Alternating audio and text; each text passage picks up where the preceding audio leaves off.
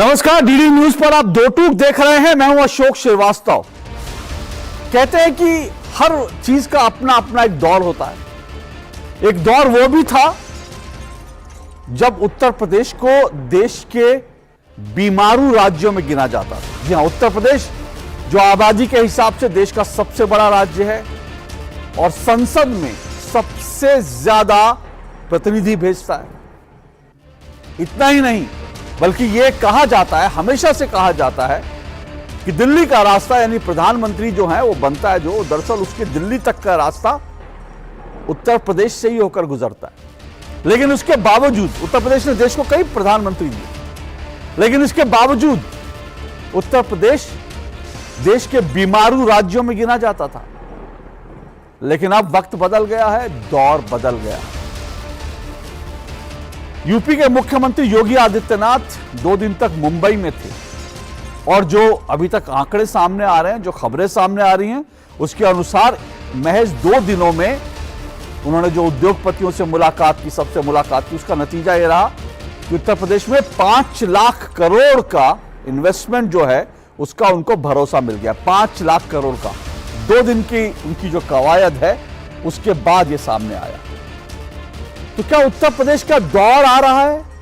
क्या destination UP हो गया है?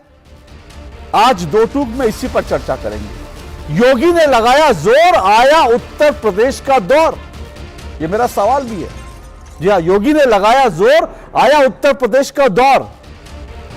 क्योंकि जैसा मैंने कहा कि महज 2 दिन उत्तर प्रदेश के मुख्यमंत्री योगी आदित्यनाथ महाराष्ट्र जाते हैं, देश की आर्थिक राजधानी में, और 5 लाख करोड़ का निवेश का वो बाकायदा जो है वो भरोसा लेकर आते हैं। हालांकि इन सब चीजों को अभी जमीन पर उतरने में वक्त लगेगा, लेकिन फिर भी अपने आप में बड़ी उपलब्धि मानी जा रही है। पर विपक्ष कुछ और ही सवाल उठा रहा है। विपक्ष कह रहे तो हवा में लाठियां भांजते हैं, और बाकायदा कांग्रेस के एक नेता ने यह कह दिया कि योगी आदित्यनाथ जो हैं वो निवेश तो ला नहीं सकते क्योंकि उन्होंने भगवा कपड़े पहन रखे हैं, और अगर निवेश लाना है तो उनको आधुनिक बनना पड़ेगा। मालूम नहीं आधुनिक कैसे बना जाता है, लेकिन उनका यह बयान भी कल से सुर्खियों में है। दो टूक में आज हम इसी पर चर्चा करेंगे कि योगी ने लगाया जोर, क्या आया उत्तर प्रदेश यूपी का दौर। इसी पर चर्चा करें। इससे पहले कि आगे बढ़े, आइए रिपोर्ट देखिए। रिपोर्ट अभी आएगी, मैं आपको अभी बताता हूं। रिपोर्ट आएगी, मुझे अभी बताएगा, रिपोर्ट अभी आ रही है। लेकिन ये रिपोर्ट इसलिए हम दिखा रहे हैं क्योंकि जैसे मैंने कहा ना कि इन 2 दिनों में उत्तर प्रदेश के मुख्यमंत्री तमाम उद्योगपतियों से मिले हैं, निवेशकों से मिले हैं, उन्होंने बैंकर्स के साथ मीटिंग करी है और यह कहा है कि आइए यूपी में निवेश कीजिए। इससे पहले भी जो है यूपी में समिट होते रहे हैं, इन्वेस्टर्स समिट होते रहे हैं। मुलायम सिंह यादव जब मुख्यमंत्री थे तब भी ऐसा था, और आज भी जब योगी आदित्यनाथ हैं तो साथ साथ योगी आदित्यनाथ भी लगातार जो है इन्वेस्टर समिट भी कर रहे हैं। फरवरी के दूसरे सप्ताह में इन्वेस्टर समिट होगी और यह कहा जा रहा है ये जो 5 लाख करोड़ का निवेश है, इसके लिए जो फॉर्मेलिटीज सारी होंगी वो इसी इन्वेस्टर समिट में होंगी। और इसी को लेकर के, इसी मकसद को लेकर मुख्यमंत्री योगी आदित्यनाथ वो दरअसल महाराष्ट्र गए थे। महाराष्ट्र में, मुंबई में योगी आदित्यनाथ ने फिल्म वालों से भी, फिल्म इंडस्ट्री, बॉलीवुड के लोगों से भी मुलाकात की, और वो मुलाकात भी सुर्खियों में है क्योंकि आप जानते हैं उत्तर प्रदेश एक नई फिल्म नीति लेकर आ रहा है, और इसको लेकर पहले भी योगी आदित्यनाथ कई मुंबई के लोगों से, फिल्म इंडस्ट्री के लोगों से, बॉलीवुड के लोगों से पहले भी कई बैठकें कर चुके हैं। और दिल्ली के पास ग्रेटर नोएडा में बाकायदा एक बड़ी फिल्म सिटी बनाने की योजना है। और यह कहा जा रहा है कि मुंबई में जो फिल्में बनती हैं, क्योंकि आप जानते हैं ज्यादातर फिल्में मुंबई में बनती हैं, साउथ की फिल्में दक्षिण भारत में बनती हैं, हैदराबाद में ज्यादातर फिल्में बनती हैं। लेकिन यह कहा जा रहा है कि यूपी जो है, उत्तर प्रदेश भी एक डेस्टिनेशन बनेगा फिल्म इंडस्ट्री के लिए, क्योंकि यहां से बहुत सी प्रतिभाएं निकलती हैं। लेकिन यहां पर प्रतिभाएं निकलने के बावजूद उनको दरअसल अवसर नहीं मिलता।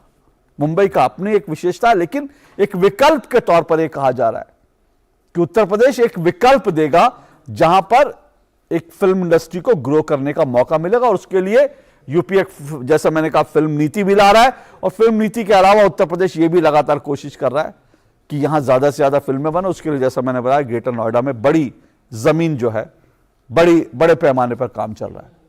लेकिन जब वो फिल्म इंडस्ट्री के लोगों से मिले तो फिल्म इंडस्ट्री के कई लोगों ने, कई बयान वायरल है, आपने सुना होगा, फिल्म इंडस्ट्री के कई लोगों ने अपनी चिंता भी जताई। और ये जो उन्होंने चिंता जताई, फिल्म इंडस्ट्री के लोगों ने जो चिंता जताई, वो उन्होंने दरअसल चिंता इस बात पे जताई कि इंडस्ट्री, फिल्म इंडस्ट्री को लेकर के जिस तरह से बॉयकॉट के ट्रेंड चल रहे हैं, ये बात योगी आदित्यनाथ के सामने रखी गई कि दरअसल ये जो पूरा बॉयकॉट का जो पूरा ट्रेंड चल रहा है, इस बॉयकॉट के ट्रेंड को जो है योगी आदित्यनाथ जो है रुकवाएं। ये भी उनसे दरअसल जो है ये भी कहा गया उत्तर प्रदेश के मुख्यमंत्री से।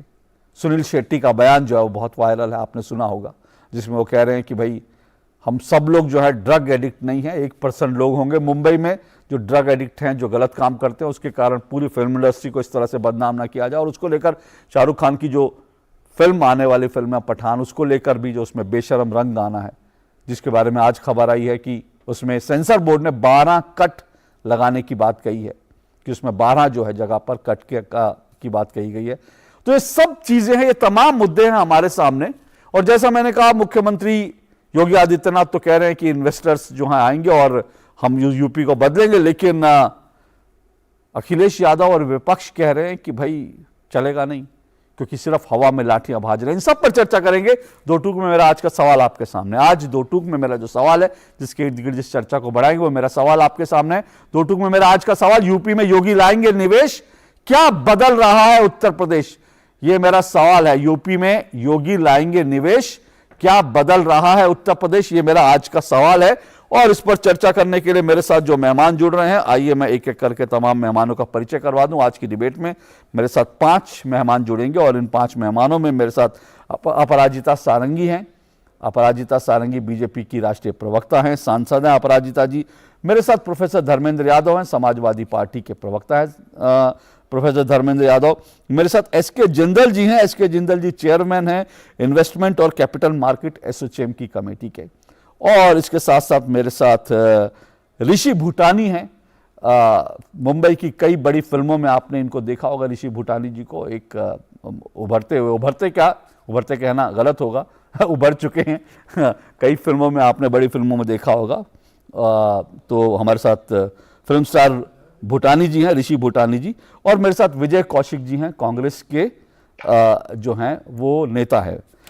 शुरुआत करता हूं मैं प्रोफेसर धर्मेंद्र यादव आपसे ही।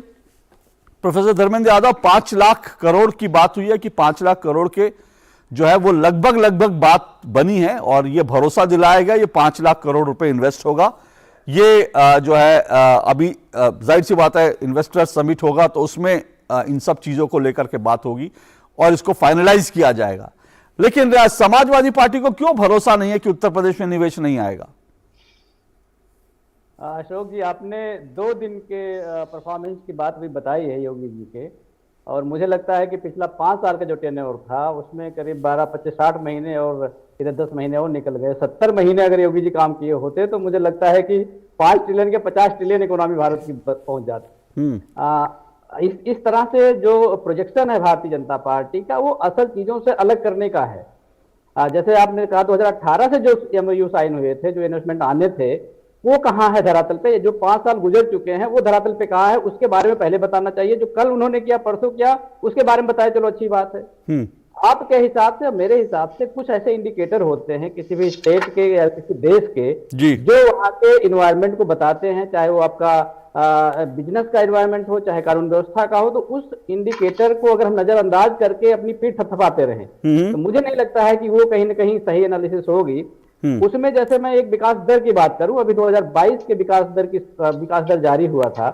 19 राज्यों में उत्तर प्रदेश 19वें स्थान पे था, और कहने में तो दुख भी होता है कि बिहार से 3 गुना पीछे था। तो अगर इतना सब कुछ जमीन पर उतर रहा है तो आखिर जा कहां रहा है? अगर उतरता तो विकास दर बढ़ती, जब विकास दर नहीं बढ़ रही है तो इसका मतलब कि जुमलेबाजी ही हो तो रही है। तो मुझे लगता है कि जो संजीदे लोग हैं इस देश के और प्रदेश के, उनको कम से कम एक रेशनल डिस्कशन करके इस बात को समझना चाहिए कि अगर विकास दर नहीं बढ़ रही, चलो हमने कहा इन्वेस्टर समिट हो गई और दुनिया भर के कॉरिडोर बन गए, पर वो गया कहां? तो उसका जो पैमाना है विकास दर से नापा जा सकता है। दूसरा मैं आपको बताऊं, जो शिक्षा सूचकांक जारी हुआ था उत्तर प्रदेश का, वो 18वें स्थान पे था और कुल 20 प्रदेशों के सूचकांक में 18वें स्थान पर है। तो जो शिक्षा सूचकांक में उत्तर प्रदेश क्यों नहीं प्रोग्रेस कर रहा है? भारतीय जनता पार्टी अगर ये क्लेम करती है कि पीछे की सरकारों ने गड़बड़ किया, तो भाई एक टेन्योर तो आप रह लिए ना, आप दूसरे टेन्योर में आप ये ब्लेम नहीं कर सकते हैं। अब आप ये मान लीजिए कि आपने शिक्षा के क्षेत्र में काम नहीं किया है। अब जैसे इसको मैं थोड़ा विस्तार से अगर बताऊं, तो प्राथमिक शिक्षा के ये हालात है, प्राथमिक विद्यालयों में 5वीं तक की क्लास में एक एक टीचर है, और सिर्फ विद्यालयों की संख्या हजारों है। सिर्फ प्राथमिक की कह रहा हूं, मैं माध्यमिक में आ जाऊंगा तो मेरे पास और आंकड़े हैं। ऐसे ही मैं अगर टेक्निकल हायर एजुकेशन में टेक्निकल में आ जाऊंगा, उसमें मेरे पास और आंकड़े हैं। आपके पास ईज ऑफ डूइंग बिजनेस का भी आंकड़ा, वो भी रख दीजिए। हाँ, मैं उसको रखता हूँ। रखिए ना, जो आप बात सुन लीजिए, मेरी बात सुन लीजिए। रखिए। जो देश की जीडीपी है, देश की जीडीपी में जो सबसे बड़ा योगदान होता है वो भारत में कृषि का है और एमएसएमई का है। अगर एमएसएमई और कृषि को आप नजरअंदाज कर देंगे, उसके अलावा ease of doing business. Sir आप तमाम आंकड़े दे रहे हैं। मैंने आपसे कहा कि यूपी का ईज ऑफ डूइंग बिजनेस में उसका स्थान क्या है, और जो पिछले साल सरकार की रिपोर्ट आई थी निवेश के मामले में, उसमें स्थान क्या है वो भी बता दीजिए। आप तो कह रहे हैं मेरे पास तमाम आंकड़े हैं, तो वो आंकड़े जरा रख दीजिए। आंकड़े वही बता रहा हूं मैं आपको, बताइए। ईज ऑफ डूइंग बिजनेस में जो आपके आंकड़े हैं, जो रैंकिंग उसकी सुधरी है, वो जमीन पे क्या हुआ उसमें मुझे बताइए। अगर ऐसा जमीन पे सुधरती तो विकास दर में वृद्धि नहीं होती। नहीं। अरे बाबा, अरे सुनिए, ईज ऑफ डूइंग बिजनेस में क्या आंकड़ा बता तो दीजिए, एक बार बता दीजिए अपने मुंह से। आपके पास आंकड़े, आप बता दीजिए। अरे यार सारा, अरे धर्मेंद्र जी अभी आपने कहा मैं सारे आंकड़े लेके बैठा हूं। मैंने आपसे सिर्फ एक आंकड़ा का, आप दर्शकों को आंकड़े बता रहे हैं कि शिक्षा में ये है वो है। मैं सिर्फ आपसे कह रहा हूं ईज ऑफ डूइंग बिजनेस का आंकड़ा बता दीजिए सर एक बार देश को। मैं आपको जो आंकड़े बताना चाह रहा हूं पहले उसे बताऊंगा, उसके बाद। अरे sir, ease of doing business निवेश, एक मिनट धर्मेंद्र जी, जब हम निवेश की बात करते हैं ना कहीं भी, आप तो प्रोफेसर है साहब, मैं आपको क्या पढ़ाऊंगा, आप दुनिया को पढ़ाते हैं। लेकिन जब हम निवेश की बात करते हैं ना, कहीं निवेश, तो उसमें हमेशा ranking ease of doing business में देखी जाती है कि ईज ऑफ डूइंग बिजनेस किसी राज्य का क्या है। मैं आपसे एक सिंपल सा आंकड़ा पूछ रहा हूं कि ईज ऑफ डूइंग बिजनेस में आज यूपी कहां खड़ा है, ये आप जरा जो बता रहे हैं सबको बता दीजिए एक बार। मैं आपको एमएसएमई के नहीं सर, ओके, और सर प्लीज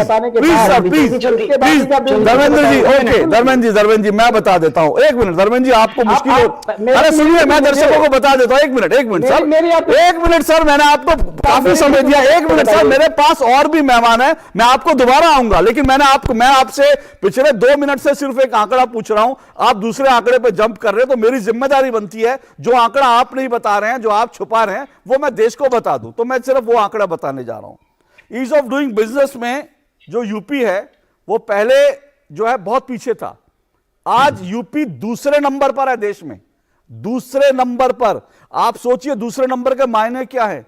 इन दूसरे नंबर में यूपी किन से कंपीट कर रहा है आप सोचिए।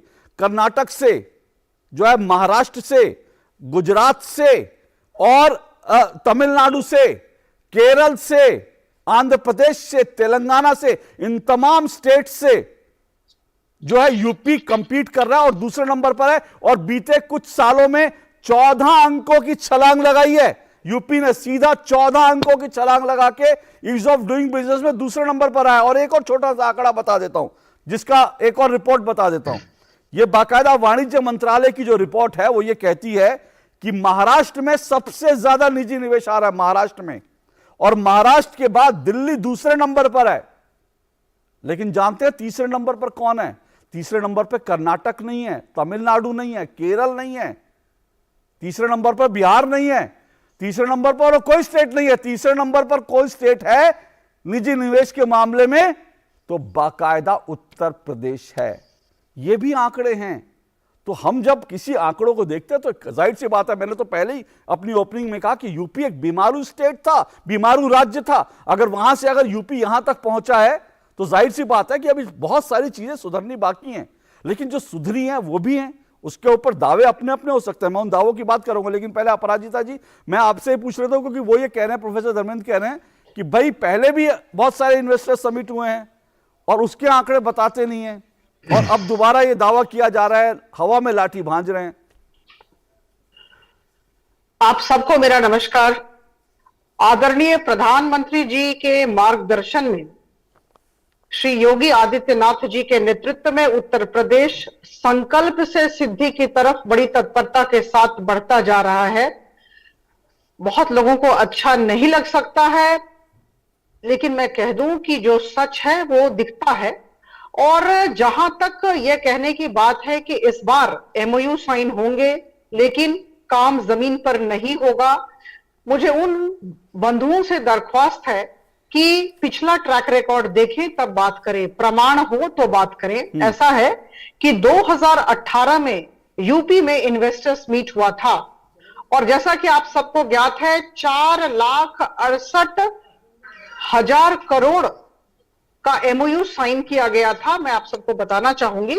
और उसमें से बहुत खुशी होती है बताते हुए कि जिस तरह की मॉनिटरिंग हुई यूपी सरकार की तरफ से आदरणीय योगी जी के नेतृत्व में, जिस तरह से मैं कहूं एजिलिटी के साथ काम किया गया, आज के दिन 3 लाख करोड़ के प्रोजेक्ट्स जमीन पर कार्यरत हैं। और इस बात को हमें याद रखना होगा। याद दिला दूं जून 3 की बात, इस साल जून 3 हमारे प्रधानमंत्री जी जून 3 2021 में 2022 में हमारे प्रधानमंत्री जी उत्तर प्रदेश गए थे और 1406 करोड़ के प्रोजेक्ट्स, ये जो इन्वेस्टर्स मीट का अंश मैं बता रही हूं, 1406 करोड़ के प्रोजेक्ट्स, 80,000 करोड़ के प्रोजेक्ट्स, 1406 प्रोजेक्ट्स उन्होंने ग्राउंड किया था, उसे लॉन्च किया था।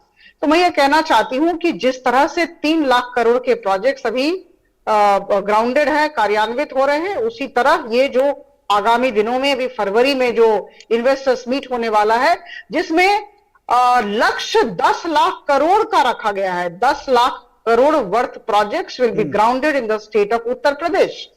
और ऐसा है तो मुझे लगता है कि 16 देशों में रोड शो किए गए हैं। उत्तर प्रदेश के अधिकारियों को, उत्तर प्रदेश के शासन को मैं धन्यवाद देना चाहती हूं।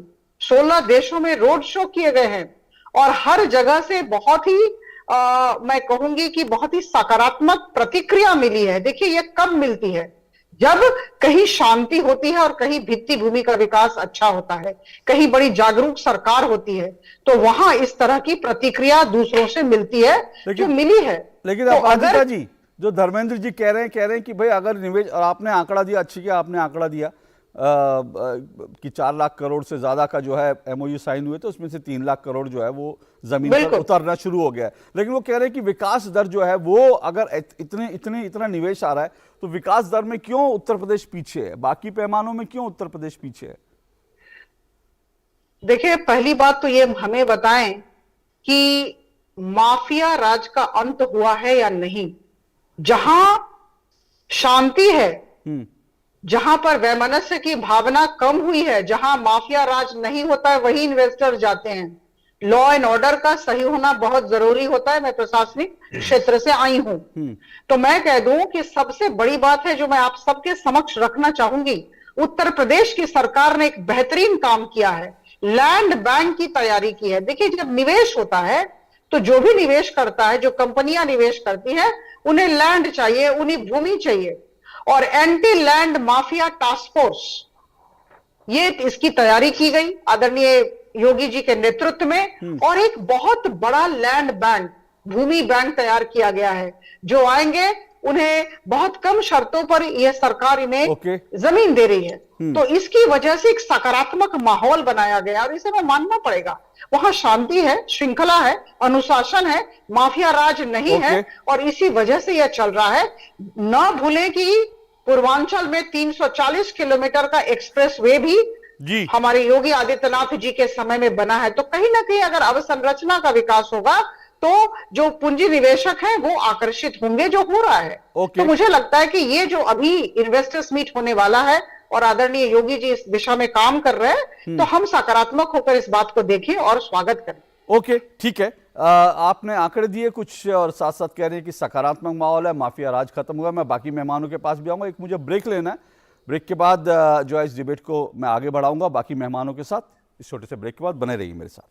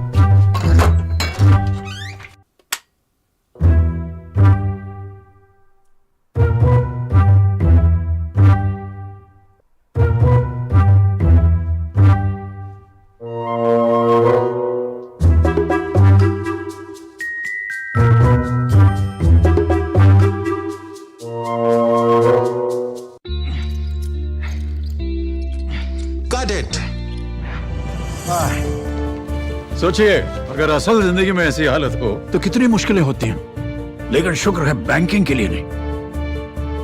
अगर आपकी उम्र 70 साल से अधिक हो या आप दिव्यांग हो तो बैंक आपको कुछ जरूरी बैंकिंग सुविधाएं घर बैठे बैठे दे सकता है। आरबीआई कहता है जानकार बनिए, सतर्क रहिए।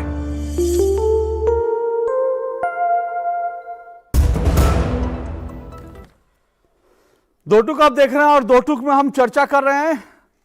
योगी आदित्यनाथ ने, योगी ने लगाया जोर, आया यूपी का दौर, इसी पर हम चर्चा कर रहे हैं। उत्तर प्रदेश के मुख्यमंत्री योगी आदित्यनाथ मुंबई में थे। 2 दिन में उन्होंने 5 लाख करोड़ जो है वो यूपी में इन्वेस्टमेंट के लिए लोगों को तैयार करा है, ऐसा दावा किया जा रहा है। लेकिन समाजवादी पार्टी कह रही है सिर्फ हवाई दावे हैं, हवा में लट भाज रहे हैं। इसी को लेकर हम चर्चा कर रहे हैं। इससे पहले कि आगे बढ़े, आइए रिपोर्ट भी देख लीजिए।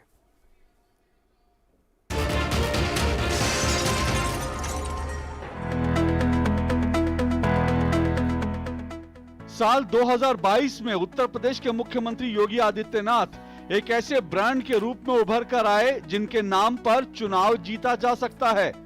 क्या साल 2023 में ब्रांड योगी यूपी को निवेशकों और उद्योग जगत के लिए पसंदीदा डेस्टिनेशन बना पाएंगे?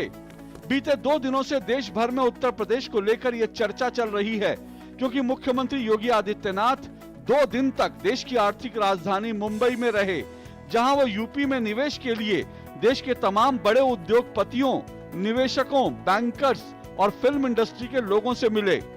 खबरों के अनुसार योगी आदित्यनाथ 2 दिन में यूपी के लिए 5 लाख करोड़ रुपए का निवेश आकर्षित करने में कामयाब रहे।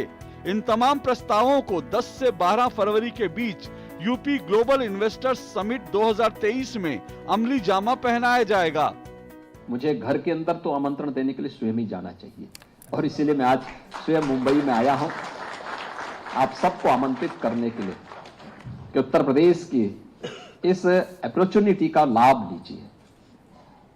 ढेर सारी संभावनाएं हैं, आपको भी, आपकी निवेश को भी सुरक्षा की गारंटी राज्य सरकार देगी। मानवीय हस्तक्षेप 0 है। आपने एमओयू किया, वहीं से मुख्यमंत्री कार्यालय इन सब की मॉनिटरिंग करना प्रारंभ कर देगा। उसमें फिर आपको कहीं जाने की आवश्यकता नहीं, कोई भी आपके किसी कार्य में हस्तक्षेप नहीं करेगा। एक दौर था जब राजनीतिक अस्थिरता और कानून व्यवस्था पर उठते सवालों के कारण उत्तर प्रदेश में निवेशक आने से डरते थे। भाजपा का दावा है कि योगी राज और मोदी योगी की डबल इंजन सरकार से यूपी की तस्वीर बदल रही है। हालांकि सपा नेता अखिलेश यादव का कहना है कि भाजपा सिर्फ शोर मचाती है। पिछली बार भी भाजपा सरकार ने इसी तरह से इन्वेस्टर्स समिट किया और लाखों करोड़ के एमओयू होने का दावा किया, लेकिन जमीन पर कोई निवेश दिखाई नहीं दिया।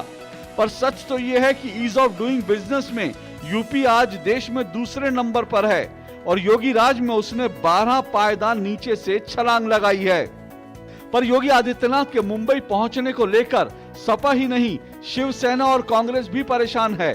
कांग्रेस के वरिष्ठ नेता हुसैन दलवाई ने तो इशारों में बाकायदा योगी आदित्यनाथ के भगवा कपड़ों को पिछड़ेपन की निशानी बता दिया।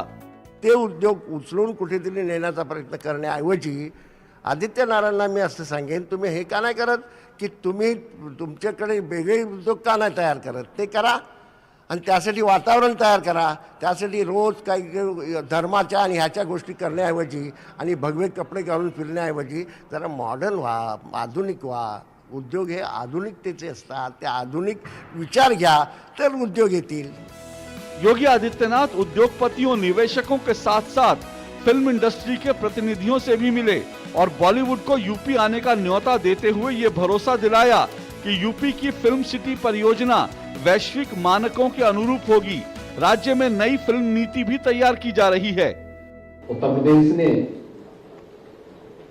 कला के क्षेत्र में किसी कालखंड में बहुत बड़ा योगदान दिया था, आज भी दे रहा है, और उस विरासत को संरक्षित करना, उसे प्रोत्साहित करना, इसे हम अपना दायित्व समझते हैं। और उसी दायित्व के तहत जब मैं यहाँ मुंबई में मेरा आना होता है तो मैं प्रयास करता हूँ कि सभी इस फील्ड से जुड़े हुए जो महानुभाव हैं उन सभी के साथ एक संवाद का कार्यक्रम जरूर बने। उत्तर प्रदेश में फिल्म सिटी के निर्माण की भी जो हमारी प्रवर्तमान कार्यवाही है ये उसी का हिस्सा है। मैं चाहूंगा कि आप लोग उसमें रुचि लें, उत्तर प्रदेश में है फिल्म सिटी कैसे होनी चाहिए। आज की जो चैलेंजेस हैं आने वाले 50 और 100 वर्षों के अंदर टेक्नोलॉजी कहां जाने वाली है, उस चुनौती के लिए हम अभी से अपनी तैयारी कर सकें और उसके लिए स्टेट गवर्नमेंट भी पूरा सहयोग आपको करेगी, हर प्रकार से उसे आगे बढ़ाने में योगदान देगी। हालांकि फिल्म इंडस्ट्री के प्रतिनिधियों ने योगी आदित्यनाथ से गुहार लगाई कि हिंदी फिल्म उद्योग के खिलाफ नफरत को मिटाने में मदद करें और सोशल मीडिया पर बॉलीवुड के बहिष्कार के चलन से मुक्ति दिलाएं। तो आपने रिपोर्ट देखी कि कैसे जो है तमाम लोगों से योगी आदित्यनाथ मिले और इसको लेकर कई तरह के सवाल भी उठ रहे हैं, बार बार सवाल उठ रहे हैं। फिल्म इंडस्ट्री की तरफ से भी कुछ सवाल उठाए गए। योगी आदित्यनाथ से कहा गया कि भाई वो जो फिल्म इंडस्ट्री को लेकर जो बॉयकॉट का जो ट्रेंड चलता है उसको जो है ख़त्म करने में मदद करें। ये सब तमाम चीज़ें और इसी सब पर हम चर्चा कर रहे हैं। मेरे साथ जो है 5 मेहमान जुड़े हैं। अपराजिता सारंगी जी बीजेपी से जुड़ी हैं, प्रोफेसर धर्मेंद्र यादव मेरे साथ जुड़े हैं समाजवादी पार्टी के, एसके जिंदल जी मेरे साथ जुड़े हुए हैं एसोचैम से, और मेरे साथ ऋषि भूटानी जो जुड़े हुए हैं, फिल्म स्टार हैं, वो कई फिल्मों में आ चुके हैं, विजय कौशिक कांग्रेस के नेता हैं। मैं ऋषि भूटानी आपसे पहले आता हूँ, आपके पास आता हूँ, फिर मैं जिंदल जी के पास जाऊँ। ऋषि भूटानी जी, फिल्म इंडस्ट्री को कुछ उम्मीदें भी थी लेकिन कुछ संशय भी थे, कुछ सवाल भी थे। क्या लगता है कि मुंबई का विकल्प जो है, या एक वैकल्पिक, मतलब ये नहीं कि मुंबई का विकल्प तैयार करना, लेकिन एक वैकल्पिक व्यवस्था हो कि जो बॉम्बे में नहीं कर पा रहा यूपी में भी कर पाए, ऐसा विकल्प क्या यूपी खड़ा कर सकता है? इतना यूपी में और बाकी जगह में भरोसा है आप लोगों को? बहुत बहुत शुक्रिया मुझे इनवाइट करने के लिए यहाँ पर। ये मैं हमेशा से, मेरी कई बार अपने फ्रेंड सर्कल में काफी बार डिस्कशन हुआ कि जैसे भोजपुरी फिल्म है वो बिहार में उसका सेटअप है, ऐसे हैदराबाद में तेलुगु का है, तमिल फिल्म जो है चेन्नई में क्रिएट होती हैं। तो ऐसा विकल्प हमारे पास होना चाहिए। जिस तरह से अभी इंडस्ट्री का चलन चल रहा है, इनफैक्ट बहुत सारे स्टूडियोज वहां टूट के वहां बड़ी बड़ी इमारतें बन गई हैं। अब हमारे पास ऑप्शंस जो है वहां पर कम होते जा रहे हैं और बहुत सारी फिल्म्स हमें हैदराबाद फिल्म सिटी जाके शूट करनी पड़ती हैं। तो उसके लिए बहुत अच्छा है कि हमारे पास यूपी के अंदर हमारे पास कुछ ऐसा सेटअप हो, जिस तरह की मैं बातें सुन रहा हूं, वहां पर एयरपोर्ट का भी सेटअप बनेगा, ट्रेन, मेट्रो, सब तरह के हमारे पास सेटअप होंगे। तो एक नई लोकेशंस हमारे पास होंगी, क्योंकि हम मोस्टली जितनी भी लोकेशंस मुंबई में हैं वो हम हजारों बार कई सारी फिल्मों में, कई सारे टीवी सीरियल्स में देख चुके हैं, तो हम बोर हो चुके हैं। तो हमें भी कुछ नया ऑडियंस को दिखाना है, कुछ नया ऑडियंस देखेगी। अब तो ऑडियंस पहचान जाती है कि अच्छा ये वाली लोकेशन, अच्छा मैंने इस फिल्म में, इस सीरियल में इतनी बार देख चुके हैं, तो अब वो भी बोर हो चुकी है। तो उसके लिए बड़ा अच्छा विकल्प है। और जो मेरी पैदाइश है वो मेरठ की है और मैं मोदी नगर से वैसे बिलोंग करता हूं, गाजियाबाद से जी। तो जब हम विकास की जो बात कर रहे थे, तो अब हमारे यहाँ जो है हम 40 मिनट में हम मेरठ से जो है दिल्ली पहुंच जाते हैं। तो वो पहले पॉसिबल नहीं होता था। अब तो दिन में कई बार हम 2 बार भी कभी कभी चक्कर लगा देते हैं, काम पड़ता है तो हम 2 बार भी हो आते हैं। तो पहले ये होता था कि आपको एक बार में सोचना पड़ता था, अच्छा दिल्ली जा रहे हो तो सारे काम निपटा के वापस आना। तो इंफ्रा पे भी बहुत अच्छा काम हुआ है। प्लस यहां से इवन मेरठ से अगर हम नोएडा की बात करें, वो भी बहुत पास है। तो फिल्म सिटी यहां होने से उद्योग बढ़ेगा। जैसे लखनऊ एक छोटा सा सेंटर क्रिएट हुआ है, वहां पर काफी सारी फिल्म्स बन रही हैं अभी भी, तो वहां पर बहुत सारे लोगों को रोजगार मिला है। ऐसे जब नोएडा में, ग्रेटर नोएडा में जो जेवर है, जब वहां पर क्रिएट हो जाएगा तो रोजगार भी बढ़ेगा, नई लोकेशंस भी मिलेंगी लोगों को शूट करने के लिए। प्लस बहुत सारी हमारे पास लोकेशन थी, जैसे ट्रेन का सीक्वेंस करना होता था, तो पहले वो हमारे पास मुंबई में था, वो अब वो रहा नहीं। तो उसके लिए अब हमें हैदराबाद रामोजी जाना पड़ता है। तो जब एक बार नोएडा में क्रिएट होगा तो हमारे लिए बहुत अच्छा रहेगा यहाँ पर।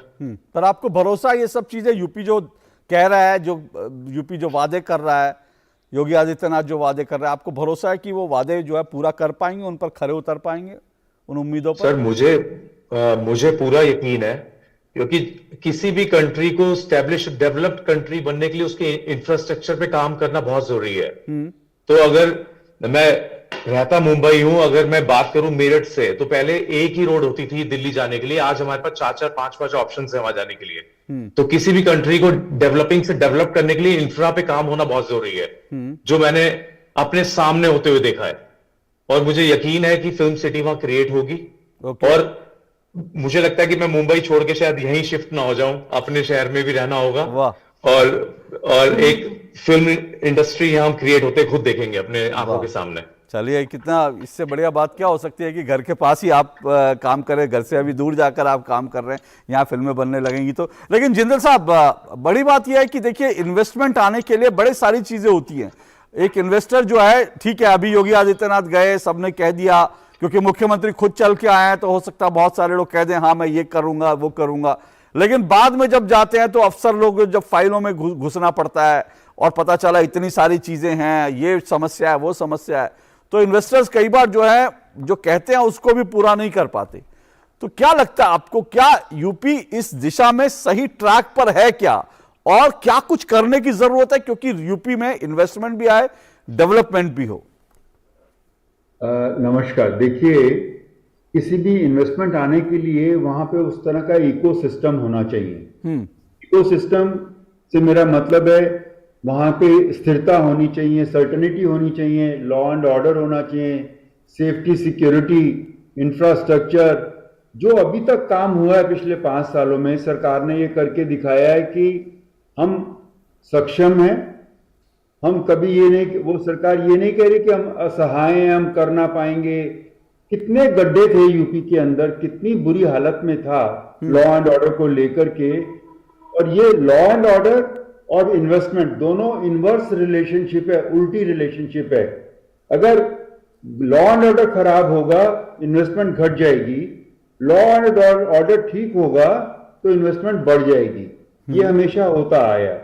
तो जो कुछ उन्होंने करके दिखाया, वो नामुमकिन को मुमकिन करके दिखाया है पिछले इतने सालों में। ये ईज ऑफ डूइंग बिजनेस का जो आंकड़ा है, बहुत सही आंकलन है। 14 से 2 अपने आप से नहीं आ गया, लोगों का भरोसा बढ़ा है, और भरोसे से ही सब चीजें होती हैं। और भरोसा किस वजह से बढ़ा है? क्योंकि सरकार का फोकस है डेवलपमेंट पे, सरकार का फोकस है काम करने पे, सरकार का फोकस मैनिपुलेशन पे नहीं है, ऐसा सामने दिखता है। और यही वजह है कि पिछले कभी ऐसा नहीं हुआ कि वही सरकार दोबारा आ गई हो जो यूपी में इस बार ही हुआ है। नहीं तो वो ना, उनका वापस आना नामुमकिन था अगर उन्होंने काम ना किया होता। और अब सरकार के काम करने का ढंग भी देखिए, वो वही काम कर रही है जो लोगों की जरूरत है, जो लोगों को खलती है उसी को पूरा कर रही है।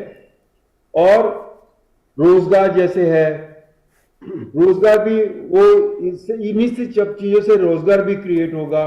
ओके।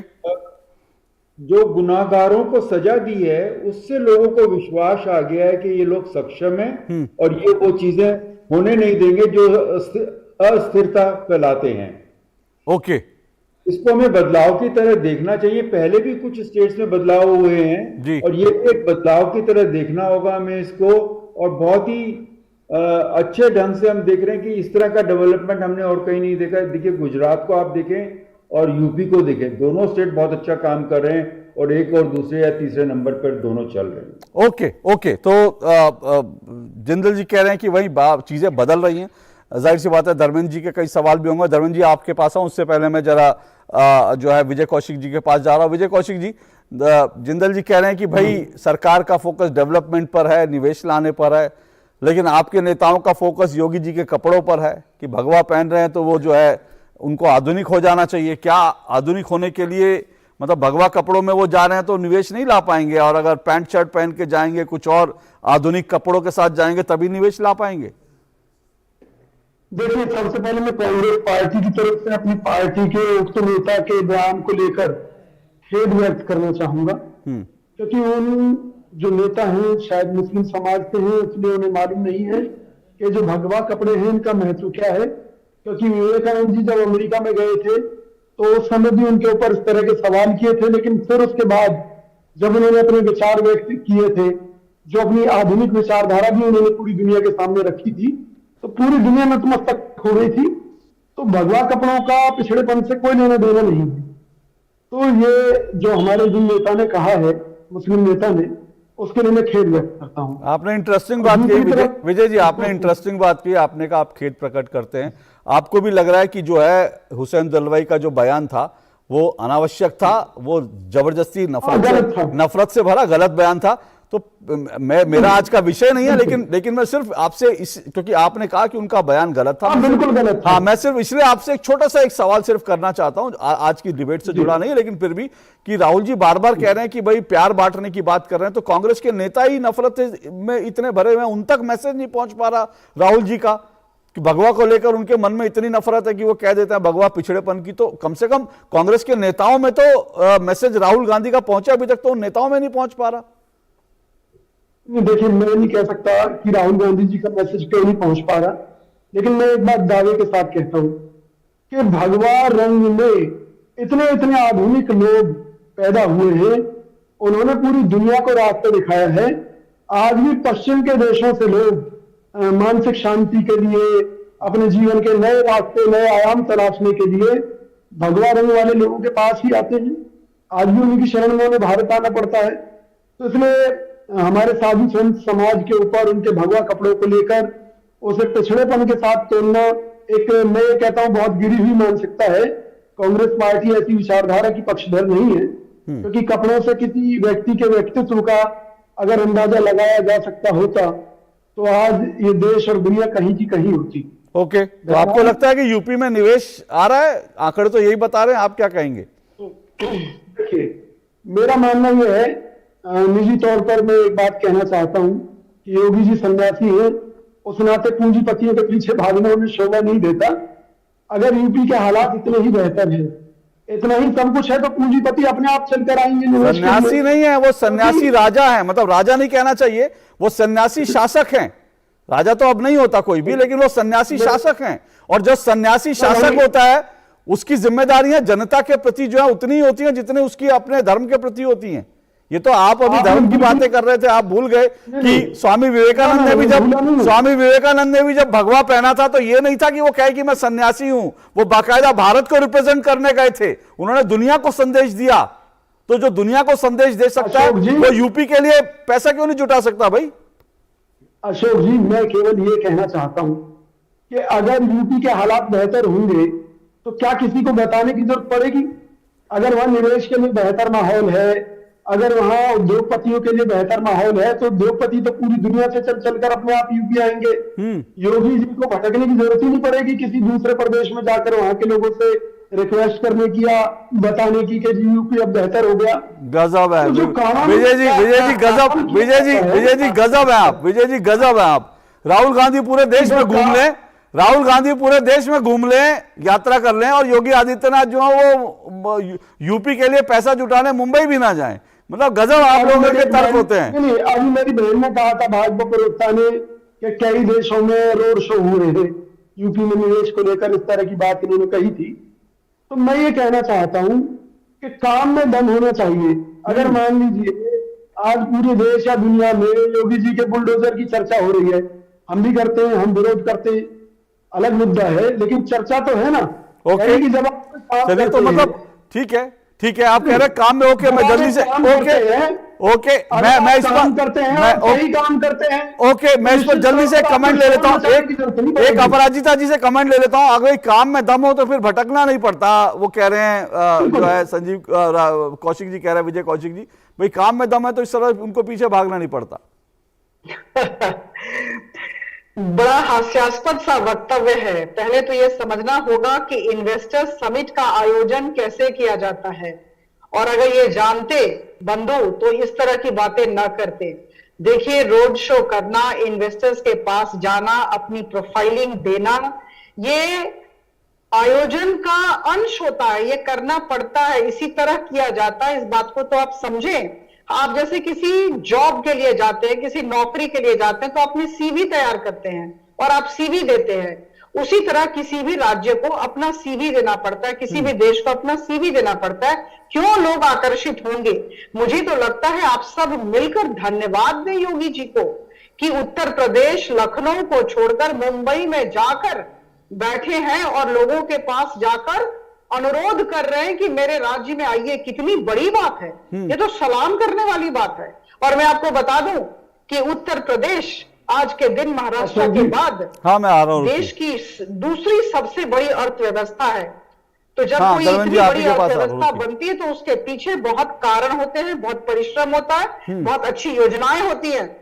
और आपको बता दूं, याद दिला दूं कि आर्थिक वर्ष 2021-22 में जो निर्यात हुए, राज्य के द्वारा जो निर्यात किए गए, उसमें 30% की बढ़ोतरी की गई है। ओके और मैं कह दूं कि ये सब अच्छे शासन और अच्छे प्रशासन का परिणाम होता है। Okay. It's all because of good governance। तो अगर गुड गवर्नेंस नहीं होगा तो ऐसा नहीं होगा। ओके गुड गवर्नेंस है, बार-बार इसलिए कहूंगी। हाँ एक मिनट अपराजिता जी, जल्दी जी। से मैं धर्मेंद्र जी का कमेंट ले लूं फिर। धर्मेंद्र जी वो कह रहे हैं कि भाई गुड गवर्नेंस है और इसीलिए जो है वहां पर अपराध कम हुए हैं और इसलिए जो है वहां पर निवेशक आ रहे हैं। उन्होंने एक आंकड़ा भी दिया, वो तमाम आंकड़े भी दे रही हैं, तो फिर आप क्यों नहीं आप भरोसा करते यूपी पर? अशोक जी मुझे थोड़ा समय दीजिएगा, 2-3 हाँ, पैनलिस्ट बिल्कुल। ने सवाल उठाया है। जी जी जी अपराजिता जी चूंकि एडमिनिस्ट्रेशन से आती हैं, उन्होंने बताया अभी, तो इनके सवाल में मैं एक कौशिक साहब का भी सवाल जुड़ जाएगा। उत्तर प्रदेश की जो पुलिस है, उत्तर प्रदेश कस्टोडियल डेप्थ में पूरे देश में नंबर 1 पर है। और इस तरह के जो आंकड़े जारी होते हैं वैश्विक पटल पर होते हैं, कोई लखनऊ में नहीं सीमित रह जाएंगे, कोई दिल्ली में सीमित नहीं रह जाएंगे, पूरी दुनिया में जाते हैं आंकड़े, और जो इन्वेस्टर पूरी दुनिया के हैं। तो ये कह देना कि उत्तर प्रदेश की कानून व्यवस्था बहुत अच्छी है, मैं बाकी एनसीआरबी के आंकड़े पे जाऊंगा तो अलग डिबेट चली जाएगी, वो अलग विषय हो गया, उसमें तो जहां है वो तो सब लोग जान ही रहे हैं। मैं एक बिल्कुल सरफेस वाला जो आंकड़ा था वो मैंने बता दिया। दूसरा, अपराजिता जी की एक बात का और मुझे जवाब देना है कि इसी इन्वेस्टर समिट में ऑस्टिन विश्वविद्यालय से एमओयू साइन हुआ था और वो 3500 करोड़ का एमओयू साइन था, और वो विश्वविद्यालय एग्जिस्ट नहीं करता, उसमें स्टूडेंट नहीं पढ़ते हैं, 25 स्टाफ है उसमें, और उस पर $9,964 का फाइन भी लगा चुकी है वहां की सरकार।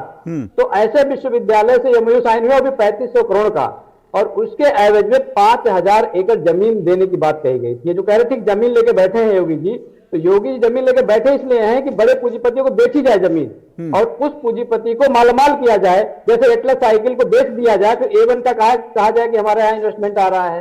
तो इस पे जवाब नहीं देते हैं, जहां पर फर्जीवाड़ा करते हैं उस पर जवाब नहीं देते हैं, अपनी बात को ढकने का प्रयास करते हैं।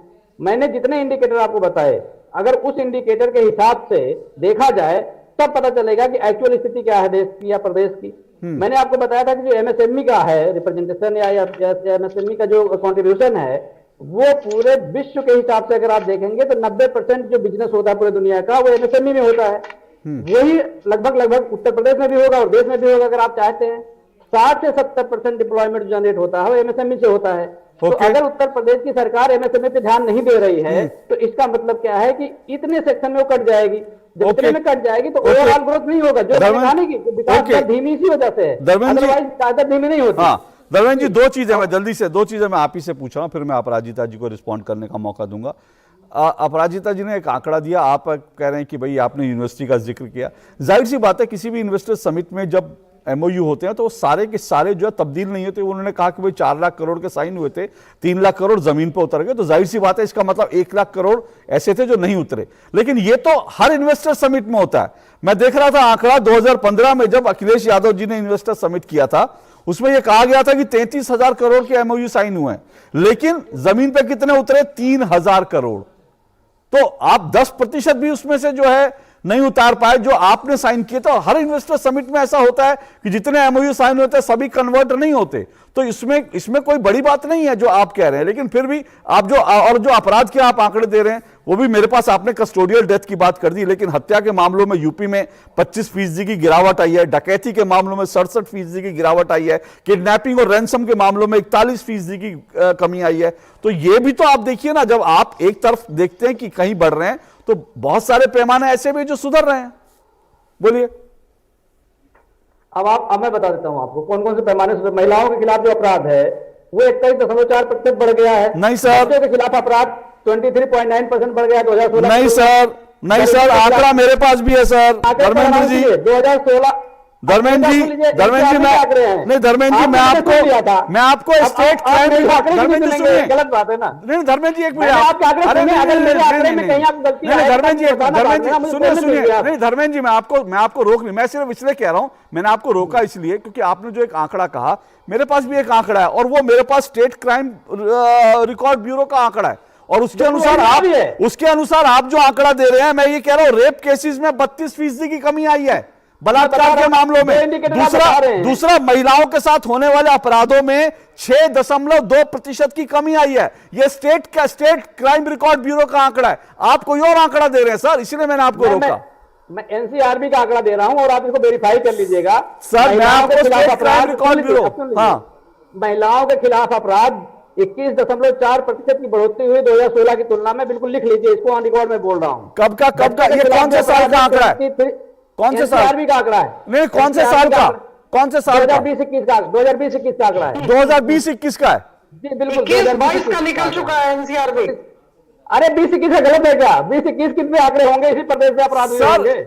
सर 20-21 एक मिनट सर, 20-21 का एनसीआरबी का डेटा मुझे नहीं लगता कि अभी रिलीज हुआ होगा, लेकिन मेरे पास स्टेट क्राइम रिकॉर्ड ब्यूरो का है। इसको देख लीजिए आपने। सर मैं भी आपको दिखा रहा हूं, मेरे पास स्टेट क्राइम रिकॉर्ड ब्यूरो का आंकड़ा है। मैं रिकॉर्ड के साथ बोला, आप वेरीफाई कर सकते हैं। 2020-21 का आंकड़ा कोई पुराना नहीं हो गया है। जो आपको ग्लोबल हंगर इंडेक्स का 20-21 का आंकड़ा आ गया है, 22 का भी आंकड़ा आ गया है, वो भी तो बता देंगे गलत है 20-21 का। ग्लोबल हंगर इंडेक्स में भारत कैसे पिछड़ गया? अच्छा स्थान पे था, 107वें पे हो गया 2022 मुझे नहीं पता, नहीं हुआ, मुझे नहीं पता है। अशोक जी गलत बात है, आपको नहीं पता है। नहीं मैं ये नहीं कह रहा हूं, मैं ये नहीं कह रहा हूं। सुनिए मैंने क्या कहा, मैंने कहा मुझे नहीं पता आप जो आंकड़ा दे रहे हैं, क्योंकि मेरे पास जो आंकड़े हैं वो बिल्कुल अलग है। मेरे पास आंकड़े दे रहा हूं सर, मेरे पास आरबी के आंकड़े दे रहा हूं मैं साइबर अपराध को बताऊंगा। मैं यूपी क्राइम रिकॉर्ड, हाँ एक मिनट आ रहा हूं जिंदल साहब, आ रहा हूं। लेकिन ठीक है, आप अगर कह रहे हैं मैं आपके आंकड़े, क्योंकि मेरे पास जो आंकड़े आप उससे बिल्कुल अलग आंकड़े दे रहे हैं, तो मुझे लगता है अपराजिता जी रिस्पॉन्ड कर दे। हाँ एक मिनट जिंदल जी दे दीजिएगा। एक मिनट, जैसे जो वैश्विक जो आपका वैश्विक भूखमरी सूचकांक है, उसमें भारत की स्थिति बिगड़ी है कि नहीं बिगड़ी, मुझे बता दीजिए। किसमें ग्लोबल हंगर इंडेक्स में बिगड़ी कि नहीं बिगड़ी? अरे सर प्लीज अब सुनिए यादव जी, आप गलत ट्रैक पे चले गए। अगर आप ग्लोबल हंगर इंडेक्स, सर सुनिए, अगर आप ग्लोबल हंगर इंडेक्स की बात करेंगे, मैं आपको चुनौती देके कह रहा हूं वो आंकड़ा फर्जी है। मैं आपको चुनौती देता हूं, आप मुझे बताइए कितने लोगों का सर। एक मिनट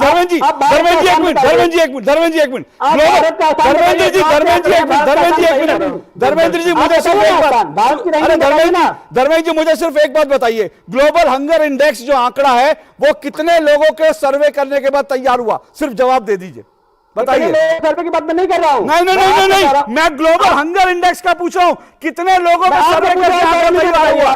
आप पैरामीटर बताइए, कौन कौन से पैरामीटर? अरे सर मैं आपसे पूछ रहा हूं कितने लोगों का तैयार हुआ है? जब आप कह रहे फर्जी आंकड़े हैं, वो कहते कितने लोगों का तैयार हुआ है? एक सवाल, पैरामीटर बताइए, एक सवाल पैरामीटर बताइए, बताऊंगा। मैं बताता हूं, सुनिए सर, सुनिए धर्मेंद्र जी, सुनिए अब आप सुनिए, मैं आपको बताता हूं। ग्लोबल हंगर इंडेक्स का जो आंकड़ा जो इंटरनेशनल एजेंसी ने तैयार किया, वो 140 करोड़ लोगों में से 3000 लोगों पर सर्वे करके तैयार हुआ है, सिर्फ 3000 लोगों पर। और दूसरी बात सुनिए, एक मिनट, नहीं आप गलत ट्रैक पर चले गए, रुकिए एक मिनट सर, मैं आपको बता रहा हूं। और ग्लोबल हंगर इंडेक्स जो है वो भारत को पाकिस्तान, भूटान, श्रीलंका, जिनको भारत मुफ्त अनाज दे रहा है, अफगानिस्तान को टनों उससे नीचे दिखा रहा है। इसलिए मैं कह रहा हूं ये एक फर्जी आंकड़ा है। कृपया करके मेरे कार्यक्रम में उस फर्जी आंकड़े को कोट मत कीजिए। 140 करोड़ का देश जो 80 करोड़ लोगों को मुफ्त अनाज दे रहा है, उसमें 3000 लोगों पे सर्वे करके एक इंटरनेशनल एजेंसी भारत को बदनाम करती है, तो उस डेटा को प्लीज मेरे प्रोग्राम में कोट मत कीजिए। आप बाकी तमाम डेटा कोट करने के लिए स्वतंत्र हैं, लेकिन इंटरनेशनल सर मेरी बात पूरी नहीं हुई। इंटरनेशनल एजेंसीज का भारत को बदनाम करने का एजेंडा यहां मेरे कार्यक्रम में नहीं आई है। अब बोलिए। मैं आपको बता रहा हूं, आप पूरे दर्शक को यह बताना चाह रहे हैं कि भुखमरी जो सूचकांक है वो भूखे लोगों का है। उसमें 4 पैरामीटर है, जिसमें एक है भूखा होना, उसके अलावा जो जीवन प्रत्याशा है, उसके अलावा जो 5 वर्ष तक के बच्चों की मौतें हैं, गलत कह रहे हैं आप, सर गलत कह रहे हैं आप, गलत कह रहे हैं आप, नहीं ओके, अब आप गलत कह रहे हैं, अब आप गलत कह रहे हैं। मैं उसको ना धर्मेंद्र जी की आवाज नीचे, आवाज नीचे कर दीजिए, आवाज नीचे कर दीजिए। धर्मेंद्र जी मैं माफी चाहता हूं, मैं किसी इंटरनेशनल एजेंसी को जो भारत को बदनाम करने के लिए दुनिया भर में एजेंडा चलाते हैं, मैं ऐसी किसी एजेंसी को अपने कार्यक्रम में मंच नहीं देता हूं। और इसीलिए कृपया करके, और मैं इन एजेंसियों के डेटा को अपने कार्यक्रमों में चुनौती देकर इनको मैं बस्ट कर चुका हूं। अगर इन एजेंसियों में ताकत है तो वो साबित कर दे कि 2 टूक में हमने गलत किया, मेरे ऊपर मुकदमा ठोक दे अगर उनको लगता है मैंने गलत किया। लेकिन मैं मानता हूं ये फर्जी आंकड़े हैं और ये देश को बदनाम करने की एक साजिश है। प्लीज ऐसे कोई आंकड़े जो भारत के खिलाफ जो है एक एजेंडा के तहत तैयार किए जाते हैं, अंतर्राष्ट्रीय मंचों पर भारत को बदनाम करने के लिए तैयार किए जाते हैं। और दिक्कत यही है कि विपक्ष जो है इन इंटरनेशनल एजेंसियों के आंकड़े जो भारत को बदनाम करने के लिए तैयार होते हैं, विपक्ष उन आंकड़ों को लेकर ले उड़ता है और कहता है देखो भारत कितना खराब देश हो गया। अरे सर, बीजेपी के खिलाफ आप मोर्चा खोलिए, कम से कम भारत के खिलाफ मोर्चा मत खोलिए। जो दुनिया को अनाज दे रहा है उसको भूखा देश मत बनाइए भगवान के लिए। एक ब्रेक ले रहा हूं, ब्रेक के बाद आता हूं। देश के एजेंडा दीजिए, देश के आंकड़े दीजिए, मुझे कोई दिक्कत नहीं होगी इस ब्रेक के बाद। अत्याधिक ठंड जानलेवा हो सकती है। सर्दियों में स्वस्थ रहने की तैयारी करें। शीतलहर के दौरान अखबार, रेडियो, टीवी और मोबाइल पर दी गई चेतावनी से सजग रहें। भोजन, पानी और अन्य आवश्यकताएं संग्रह करके रखें। पशुओं के लिए पर्याप्त चारे का संग्रह करें। ठंड में बाहर जाना कम करें और गर्म स्थान में रहें। शरीर की गर्मी बनाए रखने के लिए सिर, गला, हाथ और पैर ढकें। मुंह ढकने से फेफड़े सुरक्षित रहते हैं। गीले कपड़े जानलेवा हो सकते हैं, तुरंत बदलें। गर्म पेय पीने से शरीर का जल स्तर और गर्मी बनी रहती है। शराब मत पिए। हाइपोथर्मिया के लक्षण है बदन ठंडा हो जाना, अतिशय कंपन, स्मृति दोष, भटकाव, असंतुलन, अस्पष्ट बोलना, अत्यधिक नींद और थकावट। फ्रॉस्ट बाइट के लक्षण है हाथ पैर की उंगलियां, कान की लोबियां और नाक के नथने फीके पड़ जाना। अगर ये लक्षण है तुरंत 108 या स्थानीय एम्बुलेंस नंबर पर फोन करें या अस्पताल जाएं। सावधान रहें, सुरक्षित रहें। NDMA एवं IIPHG द्वारा जनहित में जारी।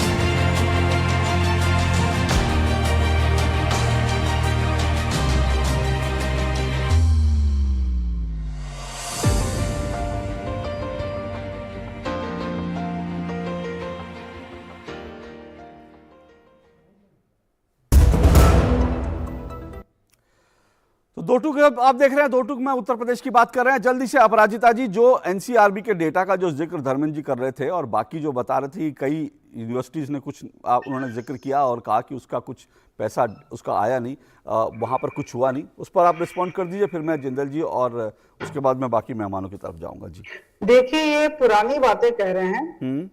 21-22 का एनसीआरबी रिपोर्ट हस्तगत है और इस एनसीआरबी रिपोर्ट के अनुसार जहां तक महिलाओं के प्रति अपराध का सवाल है, उत्तर प्रदेश बहुत ही अच्छा प्रदर्शन कर रहा है।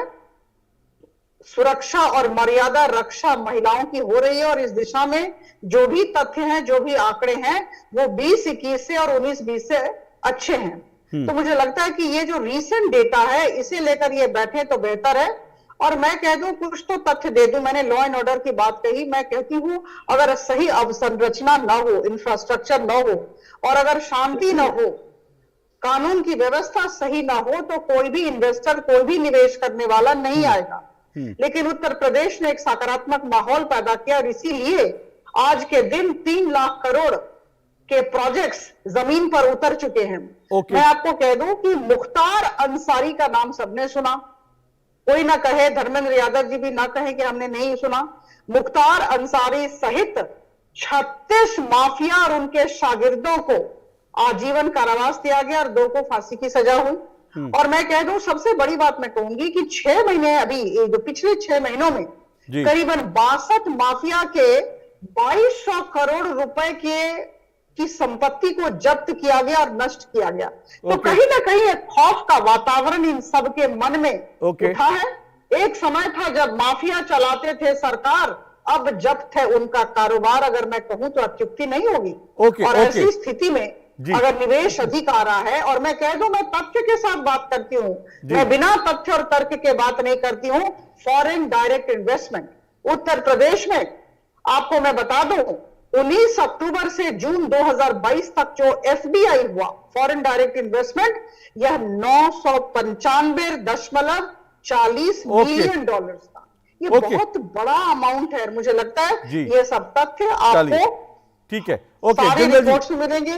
कॉमर्स अशोक जी, विदेशी निवेश का विरोध करने वाली पार्टी, आप अरे देखिए, विजय जी प्लीज, इस तरह विजय जी से प्लीज, विदेशी विजय जी निवेश के प्लीज, समर्थन विजय जी करने की प्लीज, तैयारी है। विजय जी प्लीज, फिर मैं कहूंगा कि भगवा को आतंकी कहने वाली पार्टी जो है आज भगवा के गुण गा रही थी। डिबेट इधर उधर मत ले जाइए प्लीज, जो है नहीं, विषय अशोक नहीं, जी, विषय पे बने रहिए। आप कह रहे हमारी विदेशी पार्टी निवेश का में- विरोध, कौन विदेशी निवेश का कौन सरकार विरोध करती है? आप नहीं, अनावश्यक मत डिबेट को। मैं कह रहा हूं, नहीं भारतीय नहीं जनता पार्टी में- नहीं, विदेशी निवेश का कोई विरोध नहीं करता। ना कोई विदेशी, नहीं एक मिनट, विजय जी की आवाज नीचे कर दीजिए, नीचे कर दीजिए प्लीज विजय जी। नहीं, देखिए गैर जरूरी मुद्दे, देखिए समय कि दूसरे नहीं, देशों एक के मिनट, लोग हमारे यहाँ सबका गलत समय क्या? खराब होता है गैर जरूरी मुद्दे उठाने से। जिंदल जी रिस्पॉन्ड कीजिए जल्दी से। देखिए, मेरा ये मानना, जो मैंने पिछले 2 दिनों में सुना उनको, बहुत ही अच्छे तरीके से उन्होंने ये प्रपोजल दिए हैं कि वो सब्सिडी भी देंगे और लैंड भी फ्री देंगे। तो इस तरह से वो प्रपोजल दे रहे हैं कि जो कि विन विन बनेगा इन्वेस्टमेंट के लिए। जब लोग वहाँ इन्वेस्टमेंट करेंगे तो वहाँ के लोगों को रोजगार मिलेगा, वहाँ के लोगों को रिवेन्यू आएगा, सरकार को रिवेन्यू लेकिन आएगा। जिंदल जी, लाल फीताशाही भी तो होती है ना, वो भी तो कई बार दिक्कत करती है। वो लाल फीताशाही हर जगह पर है, कहां पर नहीं है। लेकिन मुझे लगता है कि ये सरकार कंट्रोल करेगी। अगर लाल फीताशाही ज्यादा रहेगी तो फिर वो इन्वेस्टमेंट कम भी हो सकती है। लेकिन उन्होंने कहा है कि मेरे यहां से, मेरे ऑफिस से मॉनिटर होगा। जब आपने एक बार एमओयू साइन कर लिया तो मेरा ऑफिस उसको मॉनिटर करेगा। फिर लाल फीताशाही करने के लिए हिम्मत चाहिए, फिर उनमें और दूसरों में कोई फर्क नहीं रह गया। पहले जो लोग यूपी में खौफ देते थे, आप देखिए हालात ये है कि आज वो खौफ लेते हैं। ओके, जिन्होंने पहले खौफ दिया यूपी वालों को, आज वो खौफ खा रहे हैं वहां पर। मुख्तार अंसारी की तस्वीर सबने रोते हुए देखी, तो शायद आपका इशारा उस तरफ भी है। लेकिन ऋषि जी, मैं थोड़ा सा राजनीति से अलग जाके दोबारा मैं फिल्म वाले पर आपसे ऋषि जी जानना कि कुल मिलाकर यूपी को लेकर एक बड़ी समझ, क्योंकि आपने कहा आप मेरठ के और जो है मोदी नगर, इन सब जगह आपका, इसलिए मैं आपसे पूछ रहा हूँ। एक हमेशा रहता है, कोई भी इन्वेस्टर हो चाहे फिल्म इंडस्ट्री हो, जब तक क्राइम होगा तब तक, जब अपराध होता है, डर होता है, तो कोई भी नहीं आता। आपको लगता है उस दिशा में उत्तर प्रदेश में कुछ स्थिति बदली है, सुधरी है, कि किसी को अब उस तरह का डर ना हो, लोग आके काम कर सकें? स्थिति में बहुत फर्क आया है। और मैं दूसरे एरियाज की बात नहीं कर सकता हूं। मैं आपसे गाजियाबाद और मेरठ तक मैं सीमित हूं, क्योंकि मेरा ज्यादातर वक्त जो है मुंबई गुजरता है, मगर मैं घर पे अपने आता रहता हूं, तो आसपास के लोगों से काफी बार बात होती है। तो अपराध को लेके तो बहुत कंट्रोल है, और पुलिस को भी बहुत पावर दी गई है कि वो कंट्रोल करके रखें, तो वो बहुत अच्छा है। और जैसे मैंने इंफ्रा पे बात करी थी आपसे कि इंफ्रा बहुत अच्छा हो चुका है इस एरिया का जी। तो जहां इंफ्रा अच्छा होगा तो इन्वेस्टमेंट होगी। तो मुझे लगता है लोग आने भी चाहिए यूपी में। अगर वो लोगों को इन्वेस्ट करने के लिए बोल रहे हैं, तो मुझे लगता है उन्हें करना भी चाहिए लोगों को आकर, क्योंकि यहाँ पर स्थिति बहुत बेटर है पहले से। ओके, और क्राइम रेट बहुत कम हो चुका है। ओके, चलिए, उम्मीद तो यही कर रहे हैं कि यूपी जो दावे कर रहा है उन दावों की अभी परीक्षा होगी। जाहिर सी बात है, मैं फिर कह रहा हूं, एमओयू जब समिट होती हैं तो इसमें बहुत सारे एमओयू आते हैं। अभी मुख्यमंत्री गए हैं, उनको कुछ भरोसा मिला है, लेकिन वो भरोसे कितने एमओयू में बदलेंगे, एमओयू से कितने जो हैं वो ज़मीन पर उतरेंगे, इन सब पर नज़र आएगी। और विपक्ष का काम है, अगर कुछ कमी रहती है तो उस कमियों को उजागर करना लगातार, और उम्मीद करेंगे कि सरकार इनको लागू करने की कोशिश करेगी। और अगर कुछ कमी रह गई है तो धर्मेंद्र जी की पार्टी जो है वो है ही नज़र रखने के लिए और सवालों को उठाने के लिए। लेकिन धर्मेंद्र जी, मेरा प्लीज़ आपसे निवेदन सिर्फ इतना है कि हम जो है राष्ट्रीय जो है पैमाने उनके ऊपर यूपी को कैसे अंतर्राष्ट्रीय पैमानों पर जाकर इंटरनेशनल एजेंसीज के एजेंडे में हम लोग ना फंसें, और देश को हम कैसे बेहतर बना सकते हैं, यूपी को कैसे बेहतर बना सकते हैं, उस सब पर बात हो। लेकिन फिलहाल जो है इस वक्त इसमें कोई दो राय नहीं कि योगी आदित्यनाथ ने जो है मुंबई में जो दौरा किया, 2 दिन का दौरा, वो उनका तूफानी दौरा था। और कम से कम ऐसा लग रहा है कि यूपी जो है एक ब्रांड यूपी बन रहा है योगी आदित्यनाथ के निर्देशन में। बाकी चीज़ों के लिए हमें थोड़ा इंतजार करना पड़ेगा समिट तक के। लेकिन आज के लिए इतना ही। सभी मेहमानों का बहुत बहुत शुक्रिया। 2 टूक में इतना ही। आपसे फिर मुलाकात होगी। नमस्कार।